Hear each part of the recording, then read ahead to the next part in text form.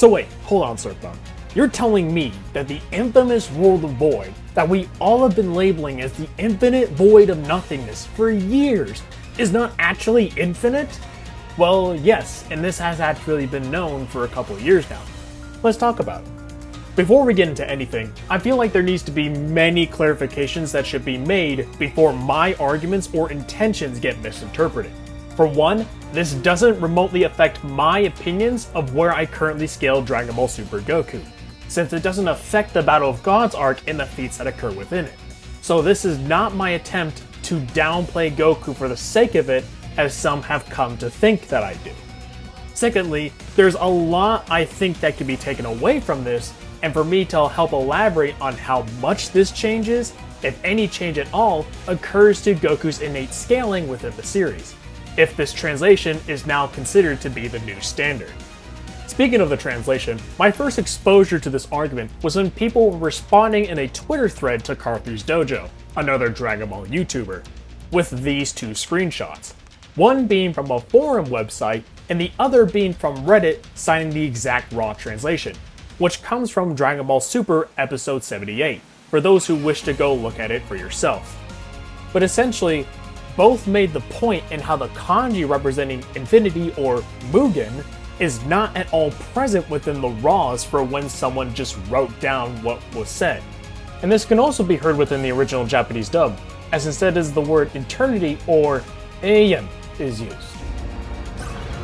時間も空間もない永遠と虚無だけに満ちた世界だ。 Did you hear it? Let's play it again. 永遠と虚無だけに満ちた世界だ。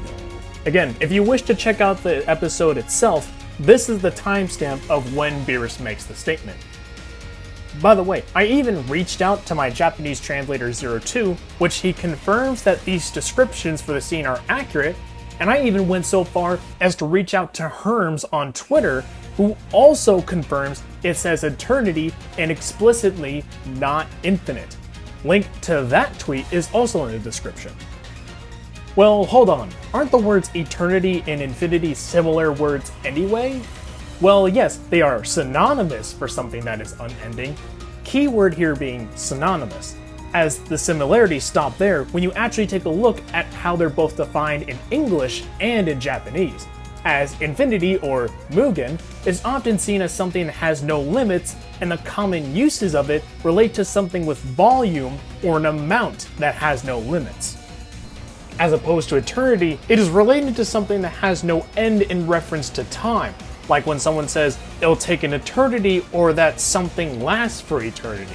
It is a measurement of time that is meant to represent something going on forever. Now, most would point out that it can take an eternity to get somewhere, which could be implicit that something is infinite in size if it takes that long to travel across to get to it.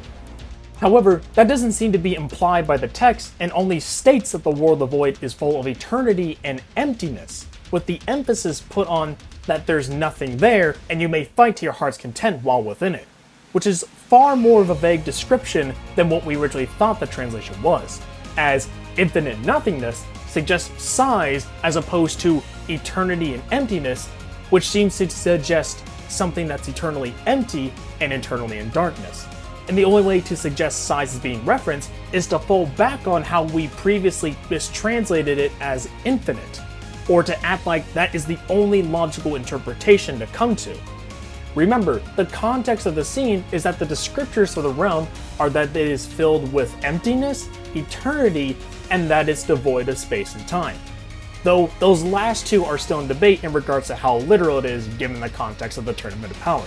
But regardless, the word eternity or eternal don't suggest size by themselves, and nothing else given in the series is suggested that the world of void is vast or massive in size. The only way I would see if the world of void is meant to be this size is if it was described in the same regard as the mortal universe in the Daizenshuu 4, in which they say that the universe is endlessly expansive, which the word expansive suggests that it's already that big and continuing to grow. Granted, I'm aware the word endless is the word used here and not eternity, but it's in similar vein, and it's not like the word infinite where size is practically indicative in comparison. Therefore, the world of void being classified as infinite is inaccurate based off of the information and evidence presented in the context given by the series. Now before we get into what this means, I feel it right to address the arguments made by Carthu during this thread, which, granted, he stated himself that he lacks the understanding of the cultural context to verify this information, though I'm sure if he saw that Herm stated it's explicitly not infinite, I'm sure his mind would change just based on that alone. However, it's his claims that due to the many languages translating it to infinite, that it supposedly gives it more credence, as well as his claims that the word eternity or eternal is often not literal, which is not how language works or how interpreting any word ever. While a word in itself may often be found to be used as exaggeration or hyperbolically most of the time, that doesn't then mean we should assume anytime the word is used, we should therefore assume it's hyperbolic. For example, if I said that these two characters fought each other for an eternity in a vacuum, there's no way to assume I'm actually speaking hyperbolically, since I never specified with context who is actually fighting. As for instance, if I was claiming two humans were fighting, then it's safe to assume that because humans have a finite lifespan, therefore accomplishing this feat of fighting for that long would be impossible. However, if I said that literal immortal gods or aliens were fighting, then you have the right to assume that it's literal. Commonalities of phrases are just that, commonalities. They are not entailments of whether or not something should be immediately assumed to be not literal. Context is what tells us these things. So no, the word eternity or any word ever only starts meaning something when we have context to suggest what it is. That's why multiple definitions even exist. Now with that being said, just because multiple languages mistranslated what was originally said doesn't then give credence to what was allegedly intended. Otherwise, calling out the English dub for it not aligning what was originally said would never be seen as a valid form of criticism. If a French guide states something as a 10 times multiplier, but the original Japanese doesn't, which one do we take? That's the issue when you start using this methodology, is that it immediately forces you to drop valid forms of criticism or exposes the inconsistency in one's logic if you don't follow it to the utmost. So no, these counters aren't really good and don't disprove the obvious mistranslation that occurred when Viz translated it over into English, which again, it's their fault for making this mistake, not the ones that made the script for the episode.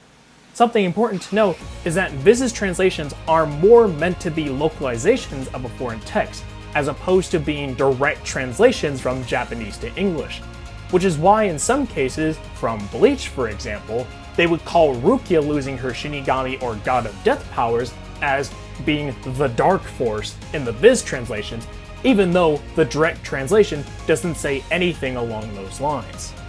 So that's great and all, but what does this actually change for Goku if this actually is the case?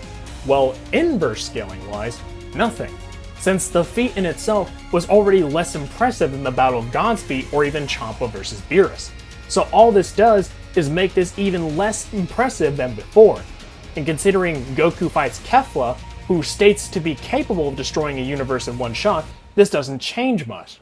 And considering there's the whole what's the actual value in shaking infinite nothing, this feat is not really a good demonstration of Goku's power.